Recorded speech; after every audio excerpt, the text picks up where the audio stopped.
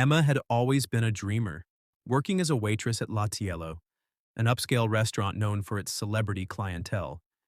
She was young, ambitious, and had an almost unshakable confidence, if not a bit of a sharp tongue. It was her way of coping with the monotony of waiting tables while she pursued her dream of making it big in the entertainment industry. She had auditioned for every local commercial and play she could find, but the path to stardom was slow, and in the meantime, she had to pay the bills. La Cielo was one of the city's most elite restaurants, and though Emma didn't fit the stereotypical fancy restaurant mold, she was determined to make it work. That evening, the restaurant was packed. It was the dinner rush, and Emma was working her usual shift, rushing between tables, taking orders, and making her usual sarcastic remarks to keep herself entertained.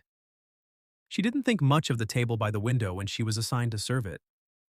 An older man sat there with two companions, a woman in her mid-30s and a younger man who wore dark sunglasses despite the dim lighting inside. The older man had a commanding presence, but Emma didn't give him a second thought until she caught a glimpse of his face. "Just water for now," the woman said politely when Emma approached. Emma smiled and quickly scribbled the order down, already distracted by the older man's demeanor. His sharp eyes followed her as she moved away, but she dismissed it. She had more pressing things to worry about, like the couple at the next table who kept asking for extra breadsticks. Emma had always had a knack for sarcasm, and it was a trait that she didn't always know when to rein in. She had learned to use her humor to break the tension, but sometimes it came off as disrespectful. As she approached the table by the window again to deliver the drinks, she couldn't resist letting out a sarcastic remark to the older man about how he looked like a relic from old Hollywood. She had seen his face somewhere, but couldn't quite place it. The older man gave her a knowing smile but said nothing. It was a casual interaction to Emma, nothing out of the ordinary. She handed them their drinks and quickly walked away, unaware that she had just insulted Clint Eastwood, one of the most respected figures in the entertainment industry, and, as she would soon find out, the owner of the restaurant. It wasn't until much later that night, when the rush had calmed down, that her manager, James, came to speak to her. "Emma, do you know who that guy was?" he asked, his voice a mix of concern and amusement. Emma frowned. "The guy with the gray hair?" "I don't know, some old guy with his entourage." James looked at her incredulously. "That was Clint Eastwood. He owns La Cielo." Emma's heart dropped. Clint Eastwood? The Clint Eastwood? The actor-director who had won countless awards? Who had shaped Hollywood? She had made fun of him like he was just another elderly man trying to relive his glory days. I didn't know," she stammered. "What do I do now?" James sighed. "You apologize, Emma. He's a private person, but he's also very forgiving. Go over there and make it right." Emma, still in shock, barely knew how to react.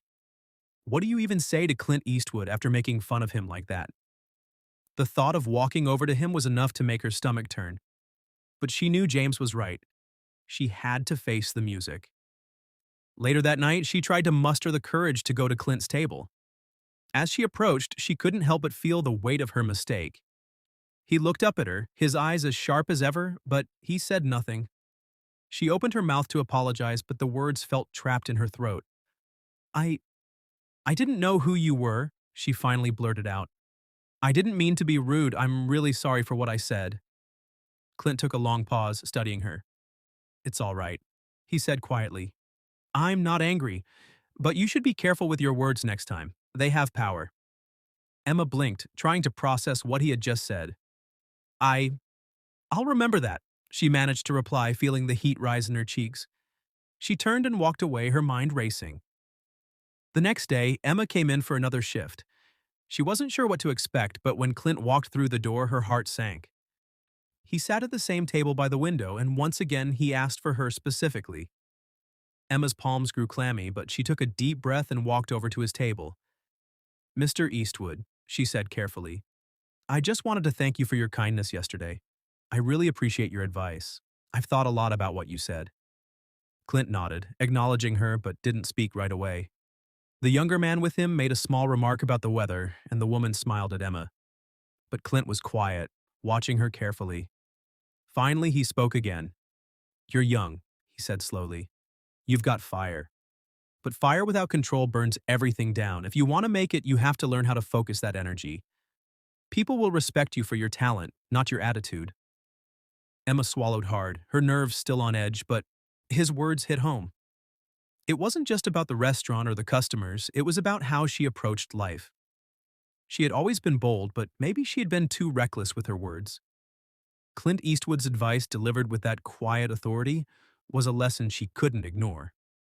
"I understand," she said softly. "Thank you." That afternoon, Emma left the restaurant feeling like she had learned something valuable. Clint hadn't just corrected her, he had given her a perspective on life that she hadn't expected. It wasn't about fame or fortune, it was about respecting others and knowing when to speak and when to listen. As she walked home that night, she reflected on the encounter. Clint Eastwood had been more than just an actor. He had been a mentor in his own subtle way, teaching her a lesson she would carry with her as she pursued her dreams. And from that day on, she would think twice before letting her sharp tongue get the best of her again. As Emma continued her shifts at La Cielo, things began to change.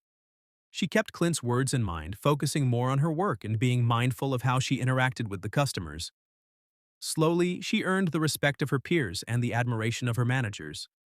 Her confidence remained, but now it was tempered with a new sense of humility. One evening, a few weeks later, Clint returned to the restaurant with a familiar group of friends. This time, when he sat down, he caught her eye from across the room. Emma smiled and nodded, acknowledging the quiet bond they had formed, even without saying much. Clint gave her a subtle nod in return, a sign that he had seen the change in her. That night, as she wrapped up her shift, Emma couldn't help but feel grateful. She had learned a valuable lesson, not just about humility, but about the kind of person she wanted to be. Clint Eastwood had given her more than just advice. He had given her a chance to grow. As she walked out of the restaurant, Emma felt ready to face whatever came next in her journey, knowing that the lessons she had learned would stay with her forever. If you enjoyed this story, don't forget to like the video and subscribe to our channel for more amazing content. We share stories that inspire, entertain, and make you think. Thanks for watching, and we'll see you in the next one.